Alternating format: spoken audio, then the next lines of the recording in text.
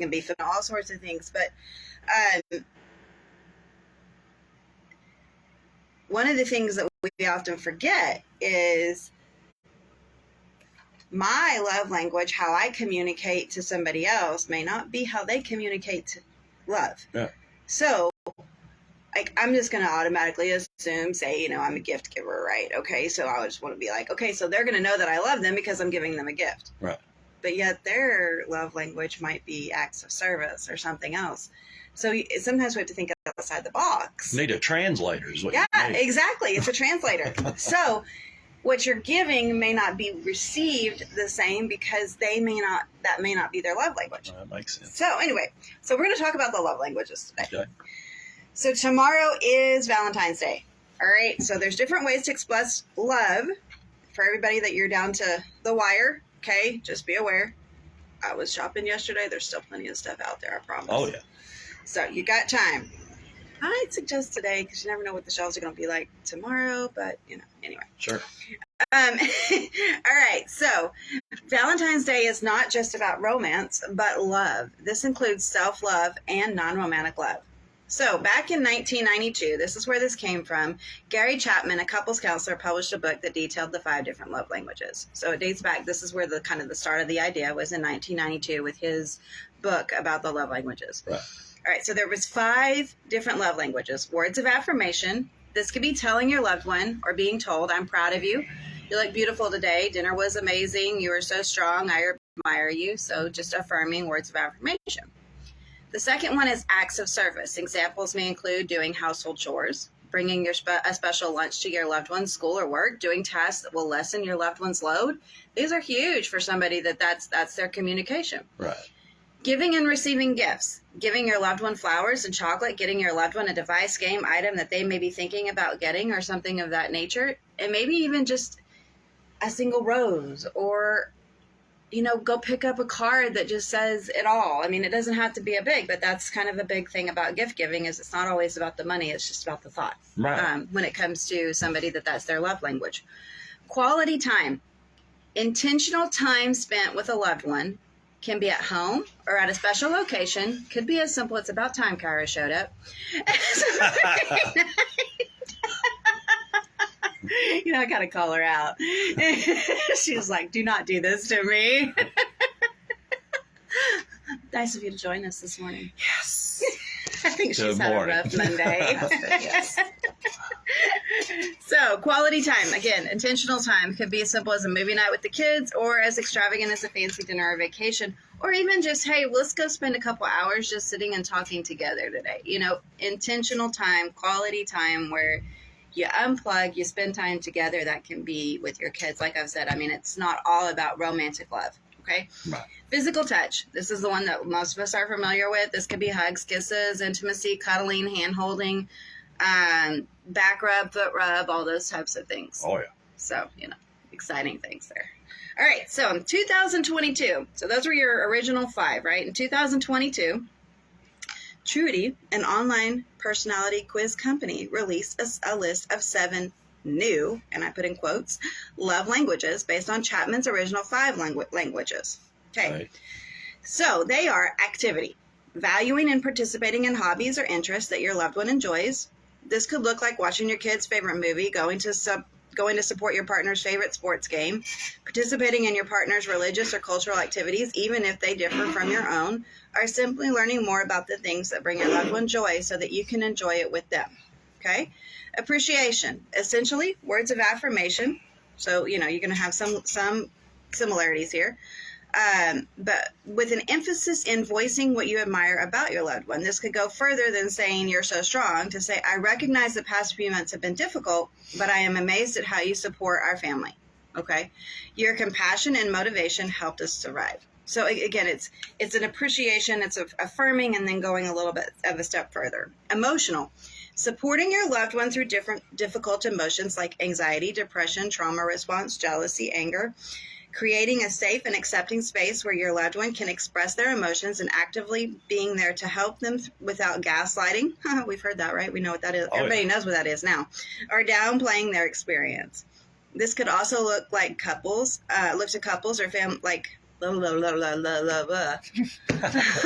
This Say it's could not just me. also look like going to couples or family counseling or guidance on how to love each other better. And sometimes when you get that outside person, that can really help open, that communication even better. The translator. Absolutely, the translator, as I said. Financial. Similar to Chapman's gift of giving and receiving love language, the financial love language appreciates the value of spending money for your loved one. This could be saving money to purchase an engagement ring or budgeting money to ensure your family can have a special monthly outing. Intellectual. Valuing and respecting your partner's opinions and engaging in discussion about important issues. This could be talking about religious, cultural, or even political matters, even if you disagree. Expressing intellectual love would be thoughtfully pondering to your partner's opinions before determining they are completely wrong. Pondering. Ponder. All right, and then the 6 and 7 are the same. Physical, the same as physical touch, and practical is the same as Chapman's original acts of service. So the original 5 love languages from Gary Chapman have been criticized for a lack of inclusivity of non-traditional relationships due to Chapman's Christian background, which inspired his original work. However, it's important to remember that love languages are a framework that can be used by anyone in a relationship. Relationships can be, like I said, romantic, familial, friendships. Everyone has a different type of relationship with their significant other, children, parents, friends. Okay, so the love languages provide a framework which allow individuals to ponder how they best receive and give love. This opens up space for communication that can strengthen the bond you have with loved ones. Communication. Right? Always. It's always about communication. Mm-hmm. So people want to be heard in relationships because it makes them feel safe and cherished. This includes not just your romantic partner, but also your children, family members, and friends, even your coworkers or others you do life with. Many of the love languages are interconnected, and most people will appreciate love in many different ways, if not in all of the ways. Rather, you resonate more with Chapman's or Trudy's love language perspective. Learning about love language can help you understand yourself and your loved ones more. Some people might best receive love through physical affection, but prefer to give love through words of affirmation. So they may receive it through physical, but Right. give it better through words of affirmation. Again, Makes that sense. interpreter, but talking to your loved one about how the preference to give and receive love is important. For example, your child might not enjoy getting hugged and kissed by relatives, especially my 13-year-old. I really try. Try to embarrass him. No. Kids love that. It's really funny. As long as we're not public, he's good. I'm calling him out here on the radio, but they're all at school, so nobody's listening. Anyway, but as long as we're not in public, we're good. Anyway, for example, your child might not enjoy getting that hugs and kisses, but your child might prefer just spending time. Okay, that does not mean that the child does not want to be loved by you or your relatives. Even though the relatives are showing love in their favorite way, their relationship with the child will be stronger if the child knows relatives respect him or her enough to express love in non-physical matters. So, another example could be giving your significant other flowers on Valentine's Day. I mean, that is always kind of a thing, right? Yep. Maybe your significant other appreciates the flowers, but receives love through acts of service best. So it may not be like all that they want. In this case, you could go to the extra step of putting the flowers in a vase so they don't have to do it themselves. That's like a huge thing. I mean, just think, you could come in with flowers. I was like, okay, now I've got to put them in a vase. Now I've got to do all this. I know that sounds cliche for some people, but for some people, it's really kind of bothersome. I've actually heard people complain about that. It's interesting. What am I going to do with these flowers? Yeah. All right. So loving others is not just about your intentions, but also about how the other person will receive the intentions. Likewise, every partnership includes compromise and understanding. Just because you don't typically prefer a certain love language does not mean you cannot appreciate a loved one's efforts, especially if you know that is how they show love. Communication is key when learning how to express and receive love. All right, so let's talk about Valentine's Day.